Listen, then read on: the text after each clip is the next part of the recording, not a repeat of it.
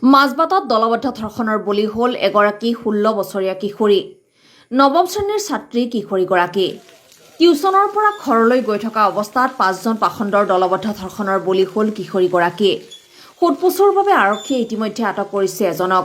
পলাতক এতিয়াও 5জন মূল অভিযুক্ত। এই ঘটনাক লৈ মাজবাট আৰক্ষী থানাত আজি উত্তপ্ত পৰিস্থিতিৰ সৃষ্টি হৈছে। নিখিলপুৰ ছাত্ৰ সন্থা, গোৰ্খা ছাত্ৰ সন্থাৰ ওদালগুৰি জিলা আৰু মাজবাট আঞ্চলিক সমিতি, আছা, ভোজপুৰী ছাত্ৰ সন্থা আদি বহু দল সংগঠনে উত্তপ্ত কৰে মাজবাট থানাৰ চৌহদ।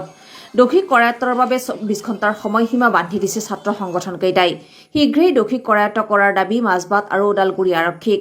ধৰ্ষণকাৰীক ফাঁচী নহয় এনকাউণ্টাৰ কৰাৰ দাবী ভুক্তভোগী কিশোৰীগৰাকীৰ পিতৃৰ। হাতজোৰ কৰি মুখ্যমন্ত্ৰী হিমন্ত বিশ্ব শৰ্মাক ন্যায় বিচাৰিছে পিতৃয়ে।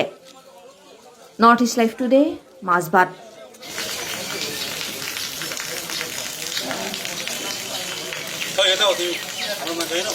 ঘটনাটো মানে মোৰ ছোৱালী হয়, ক্লাছ 9ত পঢ়ে, টিউচন ডেইলি আহে। টিউচন আহোঁতে ল'ৰা এজনে তাক লৈ গ'ল, মানে বাইকত উঠাই লৈ গ'ল। সি ঘৰ এৰি দিম বুলি ক'লে ল'ৰাজন। আৰু ল'ৰাৰ লগত কি সম্পৰ্ক আছিল সেইটো আমি ভালকৈ গম নাপাওঁ, কিন্তু ল'ৰাটো কিয় লৈ যাব লাগে আৰু যোনখিনি ৰাস্তা লৈ যাব লাগে সেইখিনি লৈ যাব লাগে। বেলেগ ৰাস্তা লৈ গৈছে আপোনাৰ নাহুৰ যাৰ যোনটো ইটা ভাটা য'ত মুছলিমকেইটা থাকে সেইখিনি জেগাত লৈ গ'ল। সেইখিনি জেগাত মোৰ ছোৱালীৰ লগত ডাঙৰ ঘটনা হ'ল। এই ঘটনাৰ মোক তদন্ত লাগে, মোৰ ছোৱালীজনীক ন্যায় লাগে। মই মাত্ৰ এইটো জানো, মোৰ ছোৱালী এটা 15-16 বছৰ ছোৱালী, সেইটোক ন্যায় দিব লাগে, মাত্ৰ সেইটো জানো। আজি আমাৰ হিমন্ত বিশ্ব শৰ্মা আছে, তেওঁক আহ্বান জনাই আছো মই, মোক ন্যায় লাগে, ন্যায় পাবই লাগিব। যোন কালপিৰিত সেইকেইটাক অতি সোনকালে আনি পেলাই ফাঁচি নহয় এনকাউণ্টাৰ কৰি দিয়ক, এনকাউণ্টাৰ কৰি দিয়ক। কিয় কৰিব? 15-16 বছৰ ছোৱালীক কিয় তেনেকা কৰিব? মাজবাৰত যি ঘটনা হৈ গ'ল যে নাবালক ছোৱালীক মানে ৰেপ কৰা, যে 5জনীয়া গেং ৰেপ, এইটো খুব দুখজনক কথা বুলি ক'ব লাগিব।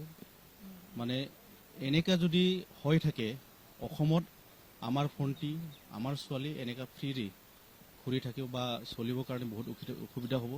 ইয়াৰ কাৰণে প্ৰশাসনৰ আহ্বান জনাই যে যিখিনি দুষ্কৃতী যোনে সেইটো কাণ্ড কৰিল তেখেতক অতি সোনকালে গ্ৰেপ্তাৰ কৰিব লাগে আৰু তেখেতক কিমান পাৰে আইনৰ যি সাজা সেইটো দিব লাগে আৰু জাষ্টিছো লাগিবই। নহ'লে জাষ্টিছ যদি নিদিয়ে তে অসমত এনেকা বাৰে বাৰে ঘটনা ঘটি আছে আৰু এনেকাই হৈ থাকিব। ইয়াৰ কাৰণে আমি মাজবাট নিখিল বড়ো ছাত্ৰ আহ্বান জনাই যে অসম চৰকাৰৰ যি পুলিচ প্ৰশাসন তেখেতসকলক আহ্বান জনাই যে জাষ্টিছ দিব। আমি আজি গম পোৱা মতে যোৱাকালি পৰিকল্পিত হিচাপে আমাৰ ধনশ্ৰী এজনী ছোৱালী, আমাৰ গোৰ্খা সম্প্ৰদায়ৰ ছোৱালীক বলাৎকাৰ কৰা হৈছে। গতিকে আমি অতি দুখিত যে আজি বলাৎকাৰ হ'ব লগা হৈছে। আজি 5-6জন ল'ৰাই, প্ৰায় 6জন ল'ৰাই সেই ছোৱালীজনীক বলাৎকাৰ কৰা হৈছে আৰু অতি সোনকালে যদি এই দোষীক যদি কৰায়ত্ব নকৰে, আজিৰ ৰাতিটো আমি পুলিচ প্ৰশাসনক আমি এৰি দিছো। যদি কালি পুৱাৰ 5 বজাৰ ভিতৰত যদি কৰায়ত্ব নহয় তেন্তে উত্তপ্ত পৰিস্থিতি হ'ব। তাৰ দায়ী কিন্তু ইয়াত পুলিচ প্ৰশাসন হ'ব।